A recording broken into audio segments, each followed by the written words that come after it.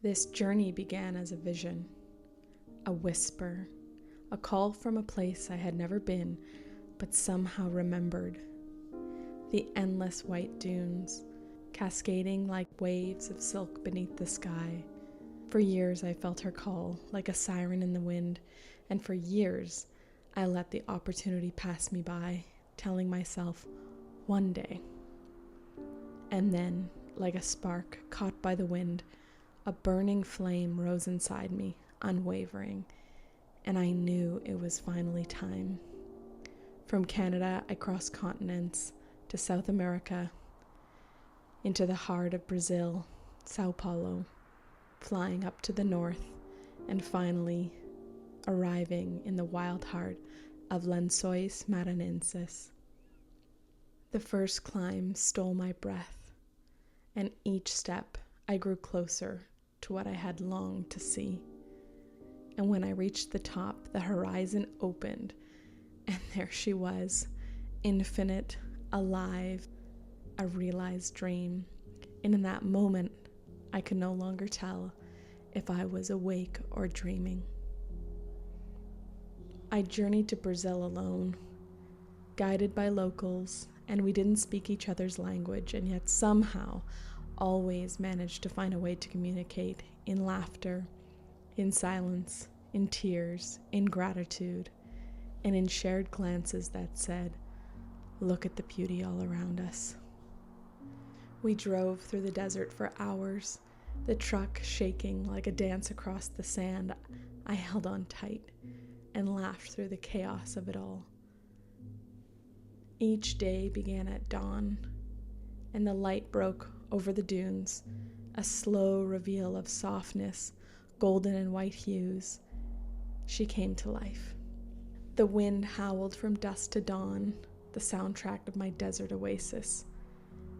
She painted the dunes in perfect patterns on her endless canvas. Every curve, every ripple, every footprint and tire track is temporary, a fleeting gesture of beauty. She wiped our tracks clean. When she swept away my presence, it was not a rejection, it was an act of renewal, witnessing creation, experiencing detachment, understanding impermanence. We don't need to leave a mark behind to have mattered. We are felt by the earth, and that is enough. I realize the wind is nature's reset, a reminder that life continually invites you to begin again. "Embrace the winds of change," she whispered. I could tell my life would never be the same. One afternoon, under the brightest sun, I was overcome with emotion. The vastness of it all, the silence, the purity, the impossible beauty, filled my chest until I could no longer hold it in. My guide looked at me, smiled softly, and said one word as he noticed my tears: "Impactful." And in that moment, I wept. Tears for Lençóis, tears of gratitude, of awe, of realization. I was no longer just an observer. I felt a part of it. The wind, the sand, the light, the silence. Sometimes in life we wait. We wait for the right time, the right company, the right moment to be brave. And what if your dreams can't wait? What if they need you now? Would you dare to go? To walk alone? To laugh and cry alone? To meet yourself in Earth's mirror? This collection, this pilgrimage, is my own answer. Awake and Dreaming is a living blessing, an ode to the wind and the miracle of life itself, a sentiment of courage and strength to listen to the whispers of your soul. It's a reminder of what calls you is also calling you home, that you are the dreamer and the dream, the wanderess and the wind.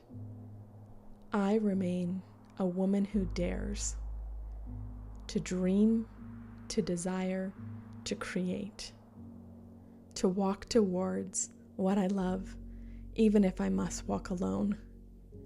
Because sometimes, somewhere, beyond logic and fear, beyond comfort and control, there's a place where you awaken and realize you've been dreaming the whole time.